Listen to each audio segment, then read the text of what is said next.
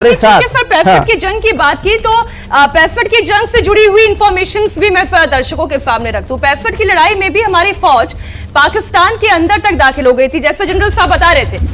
लाहौर से 12 किलोमीटर दूर, बस लाहौर गिरने वाला, हम कुछ नहीं, हम उसको गिरने देते, मगर हम डर जाते हैं। जैसे अभी भी भारत चेता नहीं है।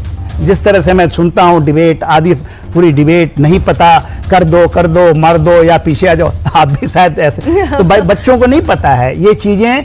बहुत 40 साल का तजर्बा जमीन, तब जाकर के ये चीजें आती है समझ, जो स्ट्रेटेजिक बैटल है। सर ये आप कह रहे हैं कि 1965 की जंग में भी, आप अभी थोड़ी देर पहले आप भी सर ब्रीफ कर रहे थे कि 65 की जंग में भी हाजी पीर दर्रे पर हम बैठे हुए थे, वो सब कुछ भारत ने कैप्चर कर लिया था, उसके बाद फिर उसे छोड़कर वो पीछे हटे। तो स्ट्रैटेजिक पॉइंट ऑफ व्यू से आज की परिस्थिति में क्या भारत उस दिशा तक आगे जा सकता है? देखिए ऐसा है, ये हिस्ट्री के जो हमारे ब्लंडर है ना, ये ब्लंडर जो 1947 से चालू हुए।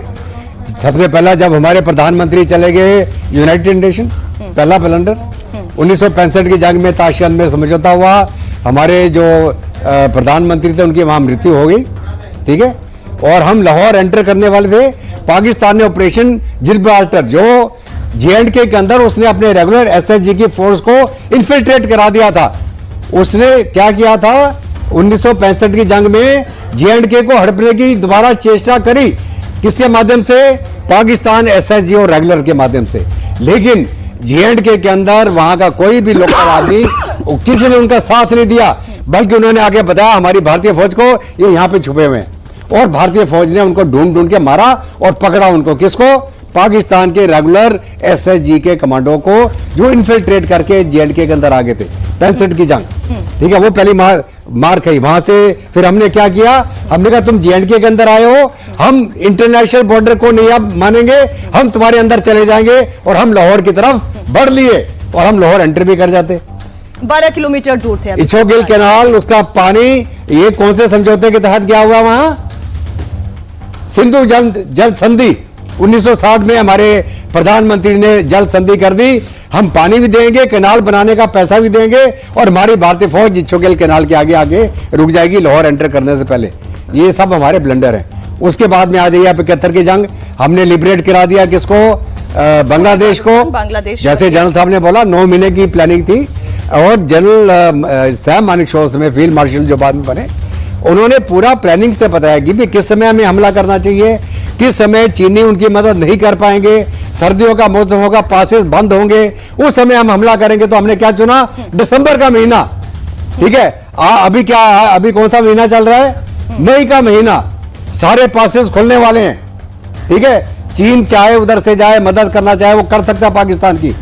तो अगर मैं आज का कंपैरिजन करूं और 71 की प्लानिंग का कंपैरिजन करूं, उसके अंदर अंतर है। अभी आप आ जाइए शिमला समझौते के ऊपर। 1972 में हमारे पास क्या था उस समय पाकिस्तान का? 93,500 प्रिजनर ऑफ वॉर। कितने? 93,500 प्रिजनर ऑफ वॉर। हमारे पास 15,000 स्क्वायर किलोमीटर, जैसे जन साहब ने बताया, JNK के ऊपर का इलाका 13,000, और ये जो बल्ज नीचे बना था, टोटल इलाका कितना था हमारे पास?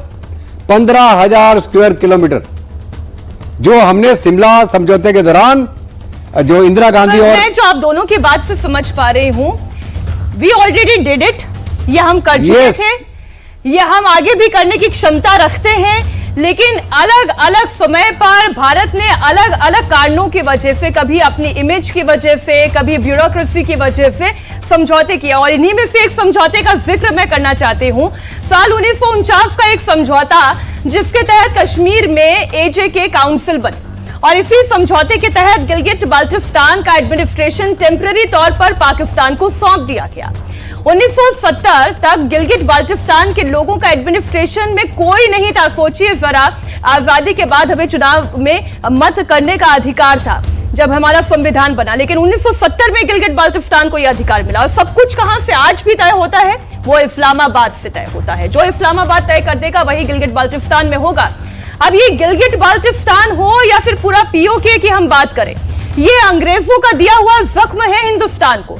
फिलिस्तीन के मुद्दे पर ब्रिटेन पहले से ही इस्लामिक मुल्कों की नाराजगी झेल रहा था, और जब जवाहरलाल नेहरू कश्मीर का मुद्दा लेकर यूनाइटेड नेशन पहुंचे, सर आप जैसा कह रहे थे, तब ब्रिटेन को यह लगा कि उनके पास ये बड़ा मौका है एक बार फिर से कश्मीर के मुद्दे पर पाकिस्तान की तरफ यानी मुसलमानों की तरफ अगर वो झुकाव रख देते हैं तो इस्लामिक मुल्कों को वो खुश कर सकते हैं।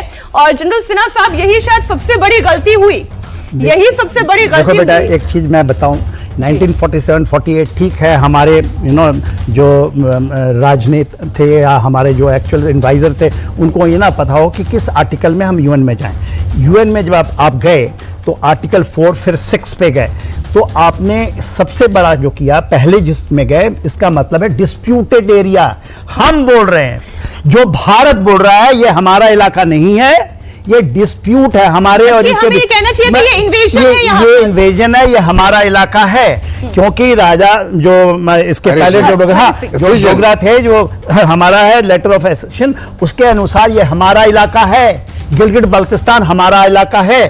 मगर हम यूएन में जब जाते हैं तो ये हमारी या समझ की गलती या हमारे क्या डिज़ाइन है, अभी तो उसके ऊपर में कुछ नहीं होगा कि हम कह देते हैं कि ये हमारा एक डिस्प्यूटेड एरिया है। ये हम दोनों की विवाद का, आपकी जब जमीन की लड़ाई होती है, यदि मैं जमीन का मालिक हूं तो मैं कहूंगा ये जमीन मेरी है, मैं ये नहीं कहूंगा कि हमारे उनके बीच में लड़ाई है जमीन, तो ये डिस्प्यूटेड है। हम वहां चले गए, सब बहुत बड़ी गलतियां हुई हैं, हम अपने पैरों में हर एक बार कुल्हाड़ी मारते रहे।